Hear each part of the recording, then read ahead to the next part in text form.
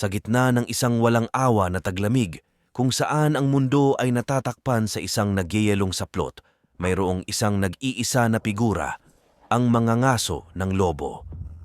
Nakabalot sa mga balahibo na kasing puti ng niyebe, nililibot nila ang nagyelo na kalawakan na may tahimik na pagpapasiya.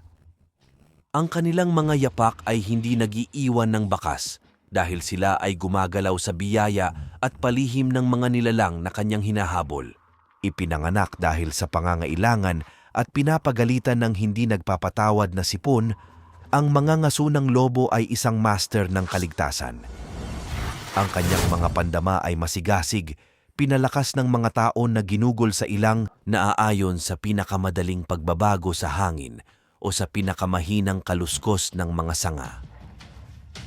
Kilala nila ang lupain tulad ng mga linya ng sarili nilang mukha. Ang bawat tabas ng lupain ay nakaukit sa kanilang alaala. Ngunit hindi lamang kaligtasan ang nagtutulak sa kanilang pasulong. Ito ay isang mas malalim na pagtawag, isang pangunahing instinct na ipinasa sa mga henerasyon.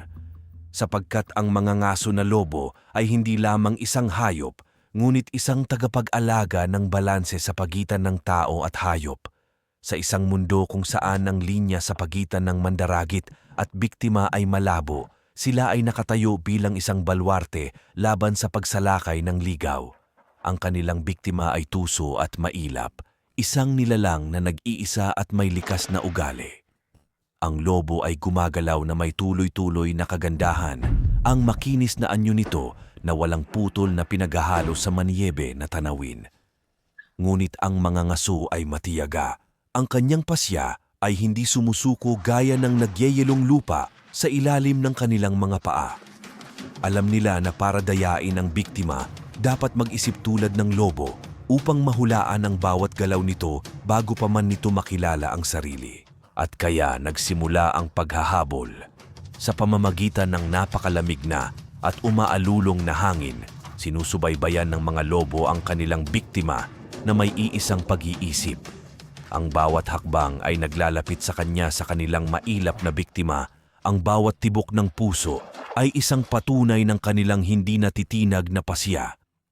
Alam nila na ang biktima ay nanunood, naghihintay ng kanyang oras hanggang sa tama ang sandali. Sa wakas nagkita sila, ang mandaragit at biktima ay nakakulong sa isang walang hanggang sayaw ng buhay at kamatayan. Ipinakita ng lobo ang mga ngipin nito, isang ubod ng lakas na umaalingaw-ngaw sa nagyayelong tanawin. Ngunit ang mga ngaso ay walang takot, ang kanyang titig ay panay at hindi natitinag. Sa sandaling iyon,